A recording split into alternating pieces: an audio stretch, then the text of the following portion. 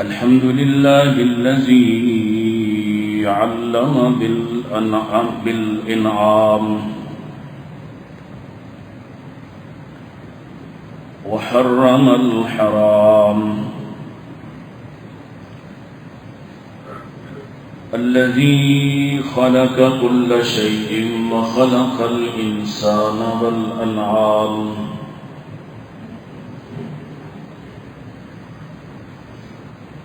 والصلاة والسلام على أشرف الأنبياء وسيد الأنام،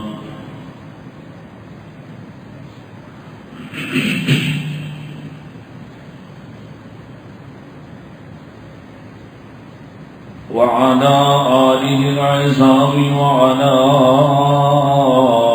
أصحابه الكرام، وعلى من اتبع الإسلام. اللهم صل على محمد وعلى آل محمد كما صليت على إبراهيم وعلى آل إبراهيم إنك حميد مجيد.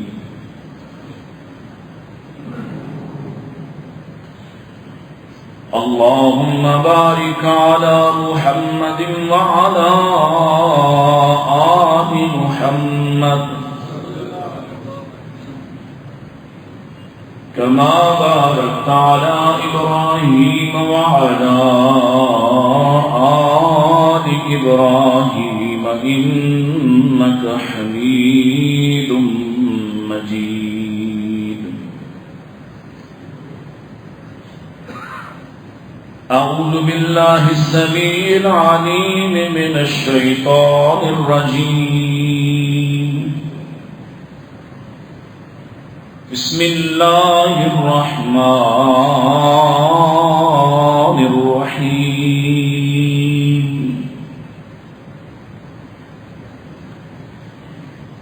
لقد من الله على المؤمنين إذ بعث فيهم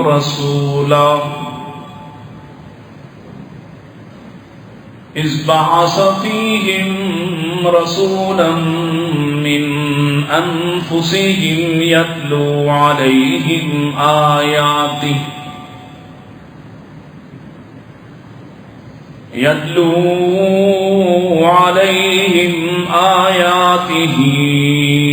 ويزكيهم ويعلمهم الكتاب والحكمة وإن كانوا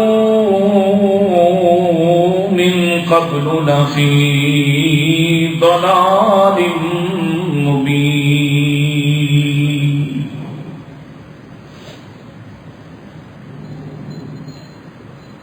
وقال الله تعالى: هو الذي أرسل رسوله بالهدى ودين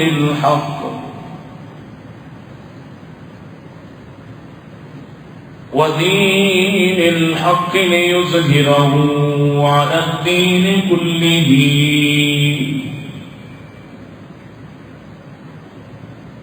ولو كره المشركون. وقال الله تعالى: إنا أرسلناك بالحق بشيرا ونذيرا ولا تسأل عن أصحاب الجحيم. وقال الله تعالى: اليوم أكملت لكم دينكم وأتممت عليكم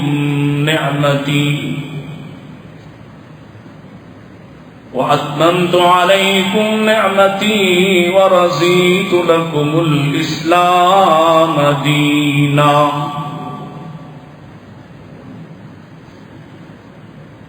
وقال النبي صلى الله عليه وسلم إن الرسالة والنبوة قد انقطعت فلا نبي بعدي ولا رسول.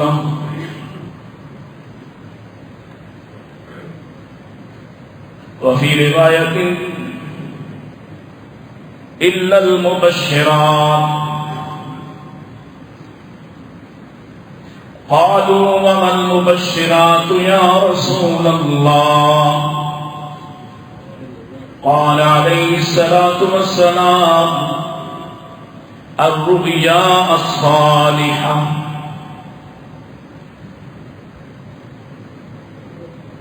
أو كما قال النبي صلى الله عليه وسلم إن أحسن الحديث كتاب الله وخير الهدي هدي محمد صلى الله عليه وسلم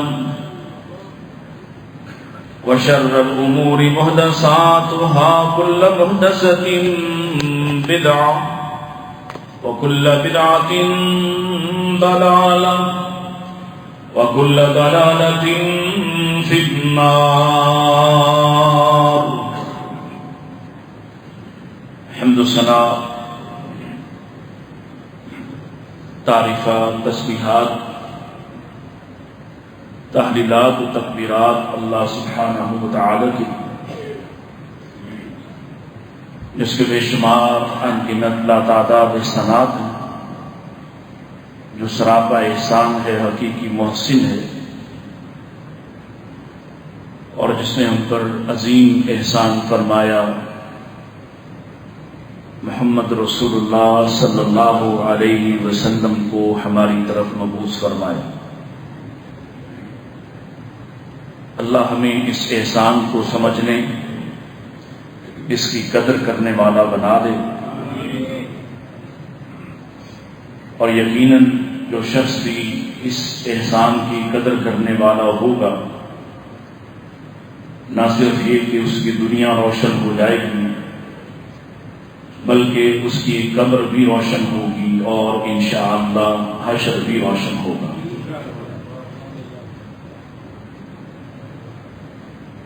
درود و سلام امام الانبیاء سید الانبیاء جناب محمد مصطفیٰ صلی اللہ علیہ وآلہ وسلم کے ربیع الاول کا مہینہ شروع ہو چکا ہے، اور ظاہر ہے یہ مہینہ آتا ہے تو بالخصوص جن طبقات کو سارا سال بھی رسول اللہ یاد نہیں آتے، انہیں زیادہ یاد آنے لگتے ہیں، اور وہ اسی رسول کی سنت، طریقہ، راستہ اور اس کے حقوق کو فراموش کیے ہوئے اس کا کوئی حق نہ مان کر جینے والے یک محبت سے لبریز ہو جاتے ہیں، اور نہ صرف یہ کہ محبت کا اظہار کرتے ہیں بلکہ دوسروں پر زبان تان کو دراز کرنا شروع کر دیتے ہیں،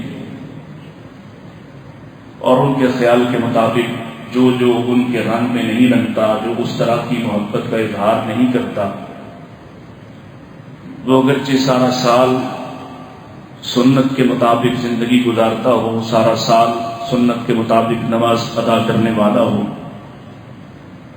سنت کے مطابق عقیدہ رکھنے والا ہو، رسول اللہ کے راستے کے ساتھ وفا کرنے والا ہو، لیکن ان لوگوں کی طرح موسمی محبت کا اور اس طرح کی محبت کا، جس طرح کی بدعی محبت کے لیے قائل ہیں، اس طرح کی محبت کا قائل نہ ہو تو وہ نمازی، وہ صحیح العقیدہ، وہ صحیح الفکر شخص بھی معاشرے کی نگاہ میں، یا یوں سمجھیے کہ غالب اکثریت کی نگاہ میں رسول اللہ صلی اللہ علیہ وسلم سے محبت نہ کرنے والا، بلکہ خامخواہ آپ کی محبت پر پہرے بٹھانے والا اور آپ کے لیے محبت کے اظہار کرنے والوں کا مخالف بنا کر پیش کیا جاتا ہے۔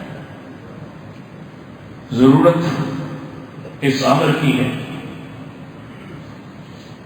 کہ ہم غیر جانبداری سے انصاف کے تقاضوں کو سامنے رکھتے ہوئے قرآن اور سنت سے یہ سوال کریں، پوچھیں کہ نبی کریم علیہ الصلوۃ والسلام آپ کی محبت کیا ہے، آپ کیوں تشریف لائے تھے، آپ کے آنے کی وجوہات کیا تھی، مقاصد کیا تھے، اور اگر ہمیں مقاصد مل جائیں نبی کریم علیہ السلام کی بعثت کے، تو ہم ان مقاصد کو اپنا مقصد بنائیں، نہ کہ کسی کے پریشر میں، کسی اکثریت کے پریشر میں، کسی غالب اکثریت کے پریشر میں کوئی خاص طرز عمل اختیار کریں تاکہ ہم ان کی طعن و تشنیع سے، ان کی تنقید سے بچ سکیں۔ عمومی طور پر ایسا ہوتا ہے، یار اس کو تھوڑا نیچے کر دیں، کہ ہمارے ہاں ہمارے اپنے لوگ بھی مارکیٹوں میں، بازاروں میں، گلی محلوں میں اس پریشر میں ہوتے ہیں کہ اب ہم کیا کہیں، اور پھر بہت سے لوگ اب یہ طرز عمل اختیار کر چکے کہ اچھا یہ جو کچھ بھی کرتے ہیں خاموش رہنا زیادہ بہتر ہے، چاہے وہ نبی کریم اسلام کی محبت کے نام پر کچھ بھی اور ہر سال نیا کام کریں، تو ہم یہ سمجھ رہے ہوتے ہیں کہ خاموشی اختیار کرنا تاکہ ان کو چھیڑا نہ جائے، تاکہ ان کی دشمنی اور مخالفت مول نہ لی جائے۔ میں سمجھتا ہوں کہ یہ بھی انصاف کے مطابق طرز عمل نہیں ہے کہ جس نبی کا کلمہ ہم پڑھتے ہیں اس نے کبھی حق کے لیے اس بات کی پرواہ نہیں کی کہ کون اس کے حق بیان کرنے سے اس کا مخالف ہوتا ہے، بلکہ آپ کو یاد ہو، اور میں صرف یاد کروانے کی حد تک، کہ مکے والے تو آخرکار اس مطالبے تک بھی پہنچ گئے کہ صرف خاموش رہو ہمارے حق میں، خاموش رہو۔ تو کیا رسول اکرم صلی اللہ علیہ وسلم نے اس بات کو تسلیم کر لیا ہے کہ آپ یہ مداخلت اختیار کریں؟ وہ چاہتے تھے، قرآن کہتا ہے وَدُّوا لَوْ تُدْهِنْ فَيُدْهِنُونَ، وہ چاہتے تھے کہ تھوڑی سی مداخلت تم کرو تو وہ بھی مداخلت پر آ جائیں گے، وہ بھی کمپرومائز کر لیں گے، وہ بھی آپ کو چھوڑ دیں گے، آپ جو بھی عقیدہ بیان کرنا چاہیں آپ ان کو کچھ نہ کہیں۔ اسلام کی دو چیزیں بہت ہی نمایاں ہیں، ہم ان کا ذکر بھی کرتے ہیں، معروف کا حکم دینا اور منکر کا انکار کرنا۔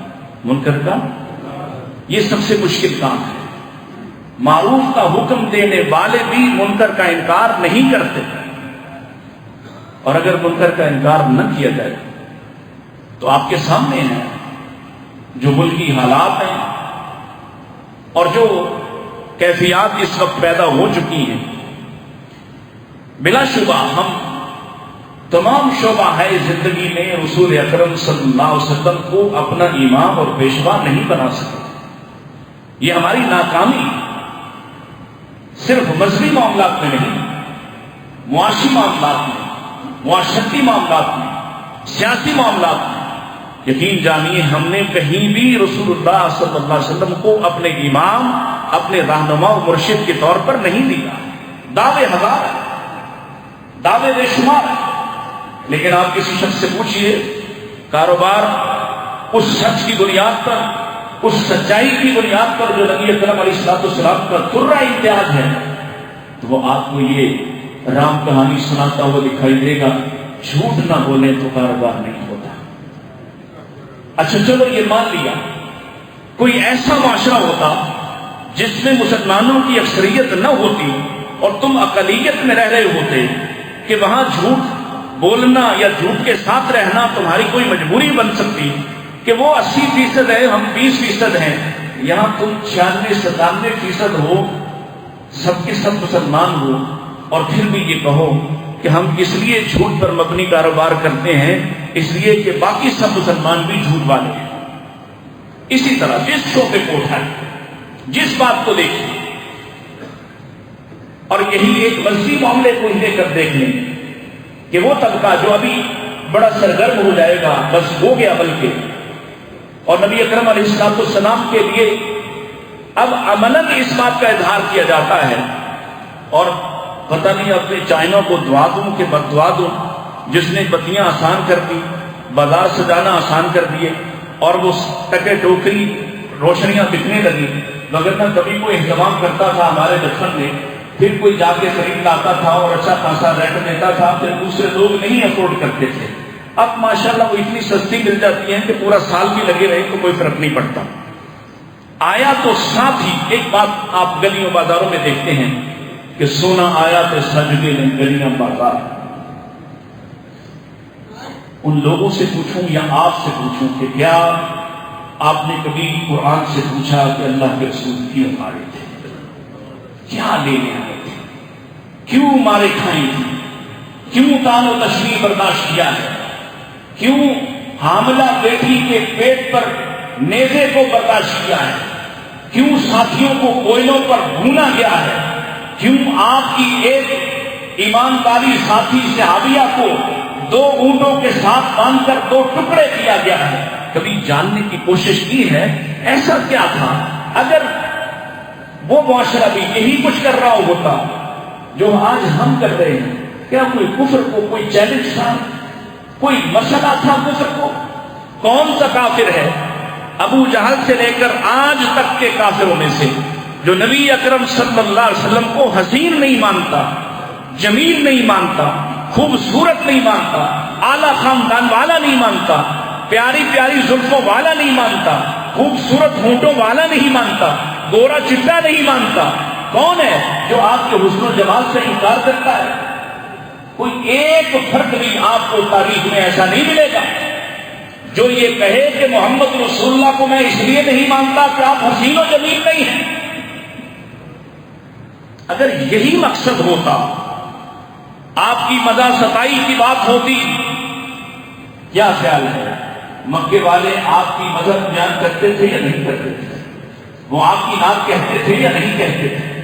وہ آپ کے گن گاتے تھے یا نہیں گاتے تھے؟ وہ آپ کے اخلاق کے گرویدہ تھے یا نہیں تھے؟ وہ آپ کے خاندان کو اعلیٰ حسب نسب کا حامل مانتے تھے یا نہیں مانتے تھے؟ کس کو اعتراض تھا؟ آپ کو تب کے کافروں سے لے کے آج کے کافر، آج کے اورینٹلسٹ، آج کے مستشرق، آج کے باطن جو انتہائی خبیثانہ طریقے سے آپ کی سیرت و سنت پر حملہ ور ہوتے پڑھتے ہیں، اور اتنی دقت نظری کے ساتھ پڑھتے ہیں کہ آپ نہیں پڑھتے۔ آپ نے اپنے نبی کو ایسے نہیں جانا جیسے وہ جانتے ہیں، اور پھر کوئی نہ کوئی وار خفیہ وار کرتے ہیں۔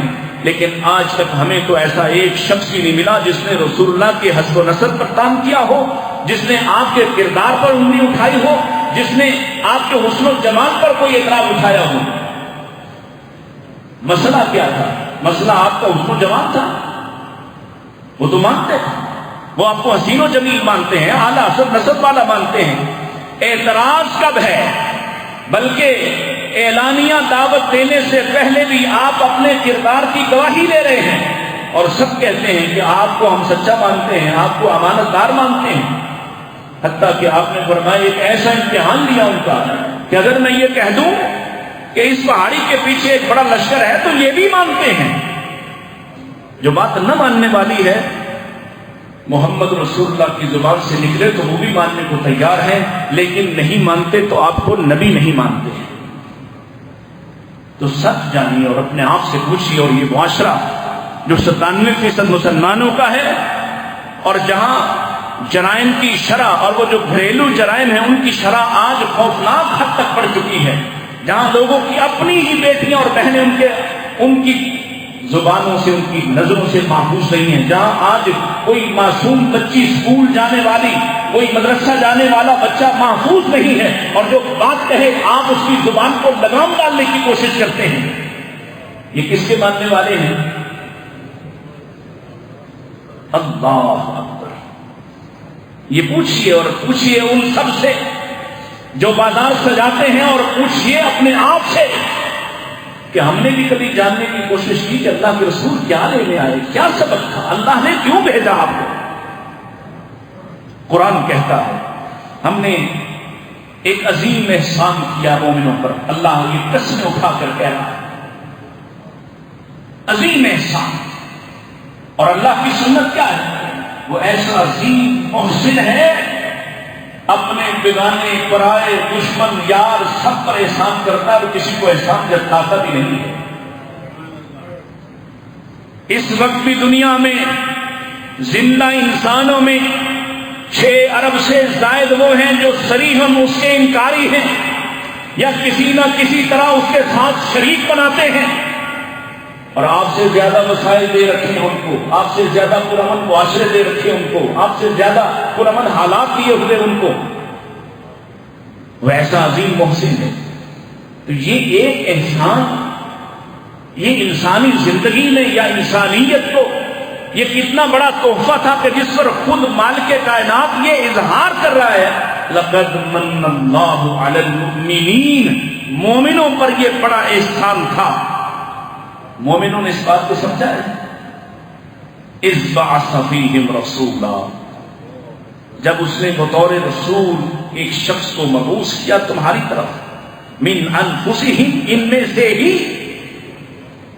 کیونکہ ان کا نمونہ بننا تھا, ان کا آئیڈیل بننا تھا. ویسے تو ہم نے بھی کوئی کسر نہیں چھوڑ رکھی, ہم نے بھی دین کو اتنا مشکل کیا ہے. ہم سے مراد ہم نے بھی دین کو اتنا مشکل کیا ہے کہ عام آدمی, سادہ آدمی سمجھتا ہے کہ دین پر عمل نہیں ہو سکتا. دین کو ناقابل عمل بنا دیا اور ہر بات پہ فتوے کی مشینیں لگا دی. ہم نے بھی اس کا جینا محال کر دیا ہے. اللہ اکبر. اللہ فرماتے ہم نے احسان کیا. اور کیوں بھیجا تھا؟ یتلو علیہم آیات, تاکہ وہ ہماری آیات, ہماری نشانیوں کو ان پر تلاوت کرے. اب یہ تلا یتلو کیا ہے؟ کئی بار شاید سمجھایا ہو, اللہ کرے کہ کبھی کوئی بات ہمیں بھی یاد رہ جائے.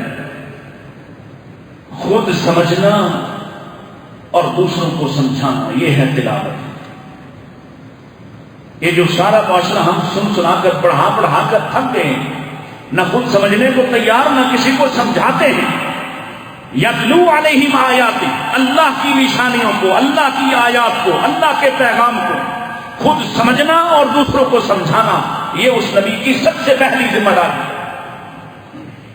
اس ذمہ داری کو اللہ کے رسول صلی اللہ علیہ وسلم نے کس احسن انداز سے نبھایا کہ میں کہا کرتا ہوں اللہ کی قسم, اگر رسول اکرم علیہ السلام نے کوئی حصہ چھپانا ہوتا نا, قرآن مجید میں ایک جگہ فرمایا لئن اشرکت لیحبطن عملک. اس کا ترجمہ بھی صحیح والا کر دینا تو پرچہ ہو جانا. اپنے لیے یہ جملہ آپ کے لیے ہے. اللہ نے آپ کو مخاطب کر کے کہا لئن اشرکت لیحبطن عملک. اگر آپ بھی شرک کرتے تو آپ کے اعمال بھی. اب یہاں کتنا آسان سمجھا ہے, یہ آیات الہیہ کو سمجھایا ہے.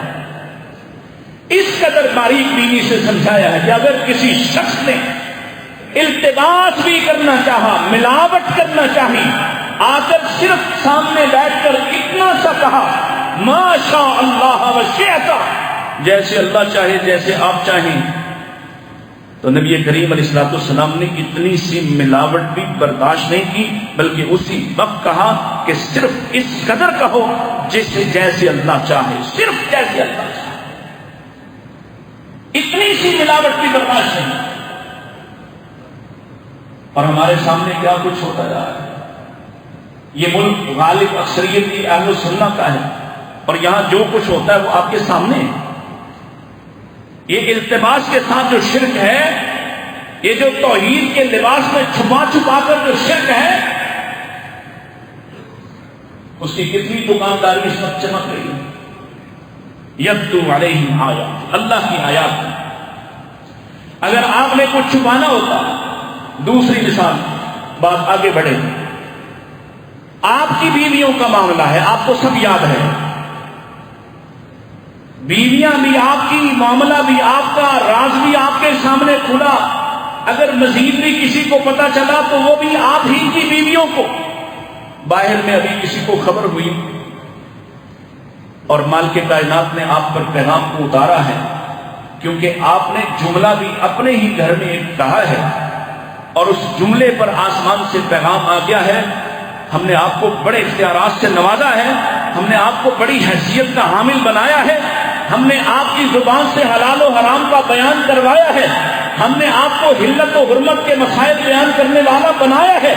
لیکن آپ حلال کریں گے جس کو ہم نے، آپ حرام کریں گے جس کو ہم نے حلال کیا، یہ اختیار آپ کو بھی نہیں دیا.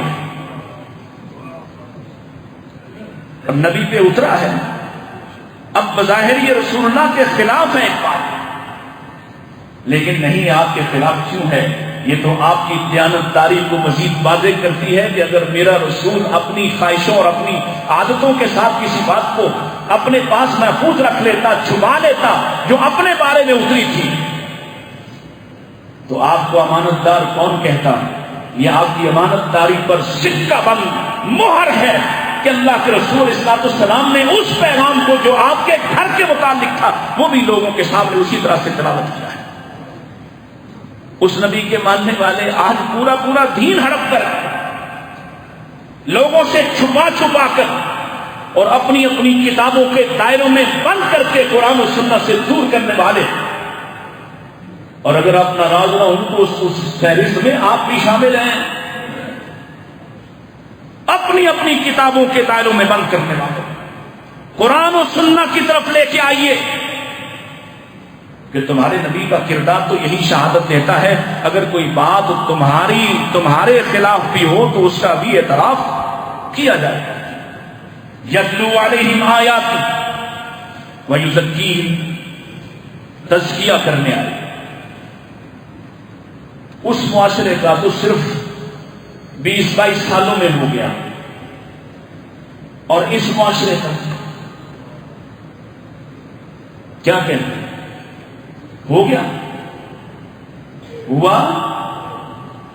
چلو جو مسجد نہیں آتے ان کو تو چھوڑ ہی دیں گے، وہ تو کبھی آئے ہی نہیں، انہوں نے شاید کبھی سنا نہیں. میں کہتا ہوں وہ بھی چھوڑ دو. جو دیگر مساجد میں جاتے جہاں پوری زندگی لوگ کہتے ہیں ہم نے ایک مرتبہ بھی حدیث کا ایک لفظ نہیں سنا. اگر میں آپ سے ہی کہوں کہ اس وقت آپ کی تعداد کتنی ہے، مساجد کی تعداد کتنی ہے، اور آپ کم سے کم یہ طبقہ ہمارا طبقہ جمعہ پڑھتا ہے چاہے وہ آخر میں ہی جا کے پڑھے، تو کوئی فائدہ ہوا؟ تزکیہ حاصل ہوا؟ دل صاف ہوئے؟ دل ٹھیک ہوئے؟ معاشرے میں مثال کے طور پر ہم اپنے آپ کو پیش کریں کہ دیکھو ہم نے ایسی تربیت کی ہے جیسے رسول اکرم علیہ الصلوۃ والسلام نے کی تھی، اور یہ اس کا نمونہ ہے کہ ہماری اولادوں کو دیکھو، ان سے معاشرہ ان سے خیر پاتا ہے.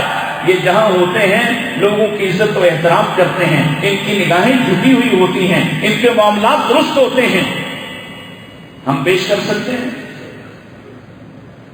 تو وہ دعوت جو صرف زبان سے پہلے اس کا پھیلاؤ تو ہو سکتا ہے لیکن اس کا اثر نہیں ہوا کرتا.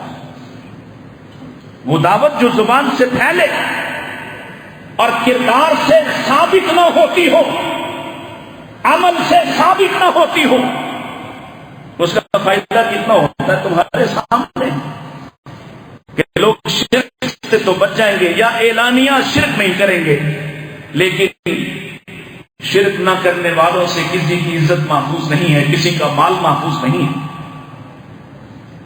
وَيُزَكِّيهِمْ، اور آپ نے کیا کیا ہے کہ چند سالہ تربیت، اور دراصل آپ کی یہ تربیت مدینہ کے صاف ستھرے ماحول میں صرف 8-9 سال، جس میں شورشیں ہیں، جس میں جنگیں ہیں، جس میں دفاع ہے، پورا عرب آپ پر چڑھ دوڑتا ہے، بار بار آپ پر جنگ کو مسلط کیا گیا ہے. ان حالات کے باوجود بھی آپ نے صرف ان چند سالوں میں جو مدینہ کے 9 سال 10 سال ہیں اس کے اندر حالت یہ پیدا ہو گئی ہے جس میں آپ نے مثال کے طور پر ان لوگوں کو دیکھا ہے کہ مائز خود آیا تھا، مائز خود آئے تھے کہ مجھ سے غلطی ہو گئی ہے، طہرنی یا رسول اللہ، اور مائز کے انجام کو دیکھ کر ڈرنے والی نہیں بلکہ اپنے آپ کو اللہ کے سامنے پیش کرنے والی اور اخروی عذاب سے بچ جانے کی خواہش رکھنے والی وہ خاتون خود آئی تھی، اور اللہ کے رسول علیہ الصلوۃ والسلام نے اس کو بھی اسی طرح سے لوٹایا تھا جیسے مائز کو لوٹانا چاہا تھا، اور چوتھی مرتبہ اس نے کہا لگتا ہے آپ میرے ساتھ بھی مائز جیسا سلوک کریں گے، مائز تمہارا اس سے کیا واسطہ ہے؟ کہا میں ہی تو وہ ہوں جس کے ساتھ اس نے زنا کا ارتکاب کیا تھا، اور میں اسی کی حاملہ ہوں۔ حاملہ کا نام سنتے ہی میرے رسول نے پھر موقع لیا، جاؤ چلی جاؤ، جب بچہ پیدا ہو جائے پھر آ جانا، لیکن اس کے اندر وہ تڑپ، وہ جوت جگ چکی ہے کہ اب وہ اپنے آپ کو دنیاوی سزا کے ذریعے سے آخرت میں کامیاب کروانے کے لیے بچہ پیدا ہوا، ہاتھوں پہ اٹھا کر لے آئی کہ اللہ کے رسول بچہ پیدا ہو گیا ہے، اب مجھ پر سزا نافذ کر دیجئے۔ میرے رسول نے پھر بھیجا، جاؤ واپس چلے جاؤ، بچے کو دودھ پلاؤ، جب یہ روٹی کھانے والا، کھانا کھانے والا ہو جائے پھر آنا۔ کوئی لشکر نہیں گیا اس کو گرفتار کرنے، کوئی فوج سپاہی نہیں گیا اس کو گرفتار کرنے، وہ بچے کو ساتھ لے کے آئی، اور آج بچہ اس کی ٹانگ کے ساتھ کھڑا، ہاتھ میں روٹی کا ٹکڑا پکڑے روٹی کو چبا رہا ہے، اور اس نے کہا اللہ کے رسول اب یہ روٹی کھاتا ہے، اب مجھ پر آپ اللہ کی طرف سے اس سزا کو نافذ کر دیجئے جس کے بعد میں پاک ہو جاؤں۔ میرا سوال یہ ہے، میں ان سے، ان بتیاں لگانے والوں سے نہیں پوچھ رہا، میں اس طبقے سے سوال کر رہا ہوں جس نے مانا کہ ہاں ہمارا دستور قرآن و سننا ہے۔ ہمارا بھی تزکیہ ہوا، ان کا 20 سالوں میں ہو گیا، ہم 40 سال کے مجرم تنہائیاں کھول کر رکھی جائیں تو کوئی چہرہ دکھانے کے لائق نہ ہو۔ ہم نے کیا حاصل کیا ہے؟ چھوڑیے ان کو، انہوں نے کیا کیا، انہوں نے کیا حاصل کیا، اپنی فکر کریں۔ یہ تزکیہ نفس جس کے لیے اللہ کے رسول تشریف لائے، دلوں کو ٹھیک کرنے آئے، مسجدوں میں آنے کے باوجود، 5 نمازیں پڑھنے کے باوجود، پورا قرآن سننے کے باوجود، مسجدوں کے اندر پورے خطبات سننے کے باوجود 1 سال میں 52 خطبے سن لیتے ہیں لیکن سیدھے ہونے کو تیار، یہ کس کا قصور ہے؟ آپ تو نہیں کہہ سکیں گے کہ ہم تک قرآن و سنت نہیں پہنچا۔ وہ ہو سکتا ہے کہ عذر پیش کر لے کہ ہمارا مولوی صرف کس سے سنایا کرتا تھا، ہمیں آپ کا پیغام ہی نہیں ملا۔ وہ ہو سکتا ہے جا کے کہے کہ ہمیں تو اس نے رستے سجانے پر لگا دیا، دل کبھی سجایا ہی نہیں۔ آپ کیا کہیں گے؟ آپ کیا عذر پیش کریں گے؟ جن کی عمریں بیت گئیں، جن کے باپ بھی اہل الحدیث تھے، جن کے دادے بھی اہل حدیث تھے، 3 نسلوں سے اپنے آپ کو اس فخر کے ساتھ جڑے ہوئے، بتائیے آج پورے لاہور میں کوئی کہے کہ فلاں مسجد کے نمازی آئیڈیل نمازی ہیں، ہم کافروں کے سامنے بھی پیش کر سکتے، ہم سنی بریلوی کے سامنے بھی پیش کر سکتے، رافضی کے سامنے بھی پیش کر سکتے، اس مسجد کی تربیت کرنے والا چاہے وہ بڑے سے بڑا نام ہی کیوں نہ ہو، اس کے پیچھے نمازیں پڑھنے والے، سال ہر سال وہاں قرآن سننے والے، قرآن و سنت کی دعوت کو سمیٹنے والے، کیا کوئی ایک مسجد بھی لاہور میں دکھائی جا سکتی ہے؟ اور اگر نہیں تو کس کا انتظار ہے؟ کس کا؟ کیا عیسیٰ کے اترنے کا انتظار کر رہے ہیں؟ وَيُزَكِّيهِمْ، آپ تزکیہ کرنے آئے ہیں، وَيُعَلِّمُهُمُ الْكِتَابَ وَالْحِكْمَةَ، کتاب و حکمت کی تعلیم دینے آئے ہیں۔ هُوَ الَّذِي أَرْسَلَ رَسُولَهُ بِالْهُدَى وَدِينِ الْحَقِّ، نبی آئے تھے دین حق کو غالب کرنے، ہم نے کیا؟ ہم نے کہیں اپنے کردار سے، اپنے معاملات سے، اپنی شخصیت سے، اپنے وسائل سے، اپنی کسی کاوش اور کوشش سے ہم نے کوشش کی؟ دعوے دار بڑے ہیں لیکن سب اس دعوے کے ذریعے سے اسمبلی جانے کے خواہش مند، اس سے زیادہ کی توقع امید نہیں، کوئی نہ کوئی ایسا حق مل جائے۔ اللہ اکبر۔ اور جب ہمیں دنیا دار قسم کے لوگ، لبرلز قسم کے لوگ کہتے ہیں نا کہ اس معاشرے کو تم مولویوں نے سب سے زیادہ خراب کیا ہے، تو سچ جانیے اپنے گھر میں کھڑا ہو کر کہنا ہوں، رب کے گھر میں ہوں کہ ہمارے پاس کوئی عذر نہیں ہوتا، ہم سے زیادہ کوئی کسی کو نہیں سنتا، کسی صحافی کے اتنے فالوورز نہیں ہوتے، اتنی دیر مسلسل کسی صحافی کو کوئی نہیں سنتا، یہ ہم ہیں، ہم قصوروار ہیں۔ ہم نے آپ کو شاید وہ بات نہیں سنائی، اس درد اور تڑپ سے نہیں سنائی کہ جس سے آپ کے سینے صاف ہوتے۔ نبی علیہ الصلوۃ والسلام تو غیرت کا درس دینے آئے تھے، غیرت۔ اللہ اکبر، مقام احد ہے، یاد ہے، صرف اشارہ کرتا ہوں، واقعات کا وقت نہیں ہے۔ احد کے موقع پر یہ غیرت اللہ کے رسول نے سکھائی ہے کہ ابو سفیان اب تک مسلمان نہیں ہے، وہ نیچے کھڑے ہو کے پوچھ رہے ہیں کیا تم میں محمد ہے، کیا تم میں ابو بکر ہے، کیا تم میں عمر ہے؟ خاموشی کا حکم ہے، سب خاموش ہیں، حتیٰ کہ ابو سفیان کہنے لگے اولو حبل، حبل زندہ باد، حبل جے ہو حبل کی۔ اور اس پر رسول اکرم صلی اللہ علیہ وسلم برداشت نہیں کر سکے، ساری قسم کے جتنے بھی آپ کے خدشات تھے حفاظتی، جتنا بھی سلسلہ کار تھا، اس کو بالائے طاق رکھتے ہوئے سب سے غیرت مند کو کہا اٹھو اور جواب دو۔ غیرت کا نشان اور نمونہ ہے سید عمر، ان سے کہا اٹھو جواب دو اٹھ کر، اور وہ اٹھے ہیں۔ اللہ اعلی و اجل، تو یہ صرف کہنے کی حد تک نہیں تھا کہ انہوں نے اللہ کو اعلی اور اجل ثابت بھی کیا ہے، انہوں نے اپنے آپ کو اس شان پر چڑھا کر پیش کیا ہے، انہوں نے حق ثابت کیا کہ اگر وہ زبان سے کہہ رہے ہیں کہ اللہ اعلی و اجل، تو انہوں نے اپنے کردار سے بھی گواہی دی ہے۔ اس بات پہ غور کیجیے گا، ان کے خلاف جو وہ کرتے ہیں وہی کافی ہے، جھنڈیاں لگانے والوں کی جھنڈیاں ہی ان کے خلاف کافی ثبوت ہیں، لیکن میں جو دعوے دار ہوں قرآن و سنت کو تھامنے کا، کیا میں نے ان مقاصد کو پا لیا جو مصطفیٰ علیہ السلام کی بعثت کے بنیادی نکات ہیں؟ اللہ نے آپ کو جن بڑے مقاصد کے ساتھ بھیجا، کیا میں نے وہ حاصل کیے ہیں؟ کیا میں نے وہ مان لیے ہیں؟ کیا میں نے دین کو غالب کرنے کے لیے اس غیرت کا مظاہرہ کیا ہے؟ ہم تو جیسے جیسے ہم کامیاب ہوتے جاتے ہیں ہماری غیرت کا لیول نیچے آتا جاتا، سمٹتی چلی جاتی۔ نبی علیہ الصلوۃ والسلام کے سامنے ذکر ہوا، پیغام آ گیا نا کہ آج کے بعد زنا کے لیے اس کے ثبوت اور شواہد کے ساتھ 4 گواہ چاہیے۔ الزام لگایا، خالی ثابت نہ کیا، گواہ پیش نہ کر سکا تو سزا ہوگی۔ تو اس پر ایک صحابی نے کہا، غالباً سعد بن عبادہ ہیں شاید، اگر میں نام بھول نہیں رہا، تو انہوں نے کہا کہ اپنی بیوی کو کسی کے ساتھ ملوث دیکھ کر میں تو قتل کرتا ہوں، میں گواہ کہاں سے اکٹھے کرتا پھر؟ تو لوگوں نے تعجب کیا کہ دیکھو یہ کیا بات کر رہے ہیں، اور کسی نے جا کے رسول اللہ صلی اللہ علیہ وسلم سے کہا اللہ کے رسول فلاں شخص کی بات کہتا ہے۔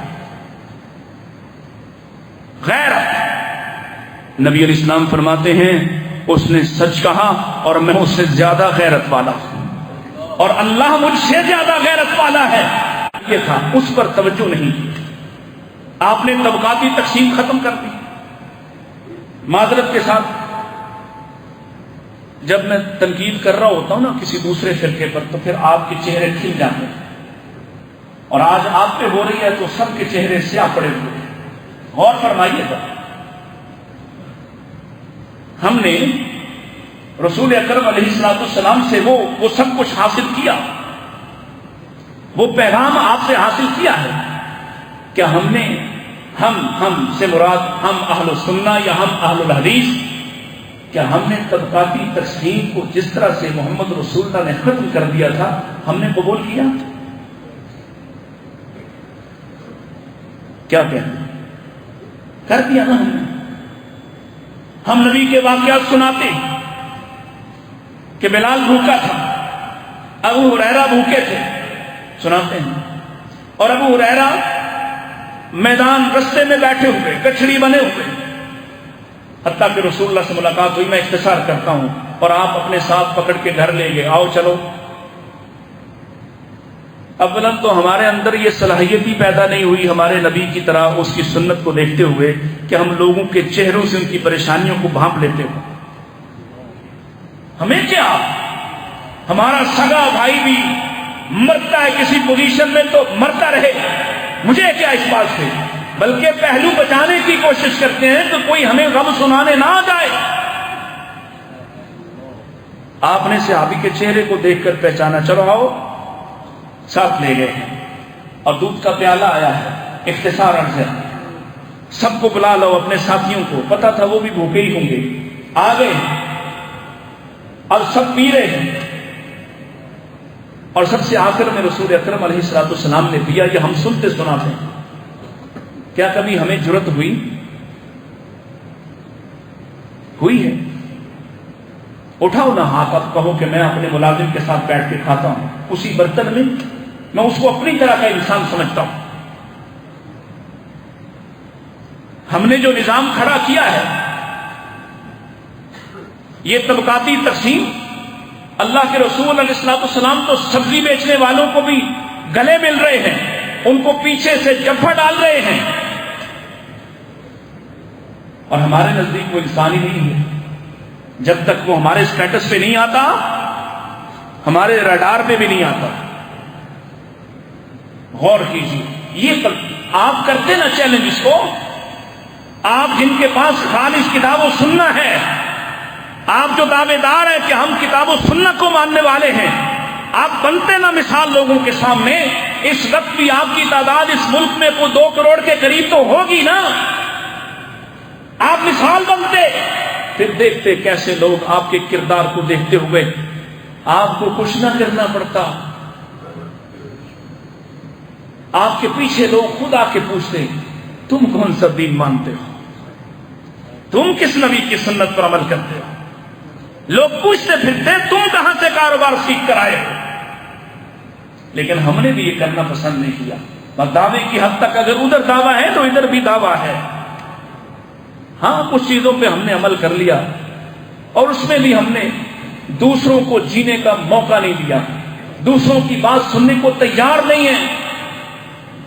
دلائل کی دنیا میں اختلاف بھی ہو جاتا ہے، سنیں دوسروں، ان کو پڑھیں، ان کے بارے میں جانیں۔ ہو سکتا ہے میرا یہ جملہ کاٹ کے آج رات تک میرے اوپر فتوے لگ رہے ہوں، اپنے اندر وسعت نظری پیدا کریں۔ نبی اکرم صلی اللہ علیہ وسلم کے ساتھ ہم یہ سنتے ہیں، کیا یقین تھا آپ کے کردار کا کہ آپ کے گلے میں کپڑا ڈال کر آپ کی گردن کو بل دینے والا، آپ کے گلے کو گھونٹنے والا، آپ کو سخت ترین کلام کر کے اپنا حصہ اور حق مانگنے والا، اور آپ نے صرف اس سے ایک بات پوچھی کہ ٹھیک ہے یہ مال میرا نہیں، میرے باپ کا نہیں، مانگنے کا کوئی اچھا طریقہ بھی ہو سکتا تھا، مجھے ڈر نہیں آیا کہ میری فوج میرے لشکر کے سامنے میرے ساتھ یہ سلوک کر رہا ہے۔ تو جو اعتبار اس کو حاصل ہوا وہ کیا تھا؟ اس نے کہا انک لا تکافئ السیئۃ بالسیئۃ، مجھے آپ کے بارے یقین ہے کہ آپ برائی کا بدلہ برائی سے نہیں دینے والے ہیں۔ کہ آج کسی اہل حدیث کے بارے میں، کسی بازار میں بیٹھے ہوئے اہل حدیث کے بارے میں، کسی گلے محلے کے اندر رہتے ہوئے اہل حدیث کے بارے میں اتنا ہی یقین اس کے ہمسائے کو ہے کہ یہ برائی کا بدلہ برائی سے نہیں دے گا، پھر دوسروں پر انگلی اٹھانے سے پہلے ذرا اپنے آپ کو دیکھنا کہ میں کہاں کھڑا۔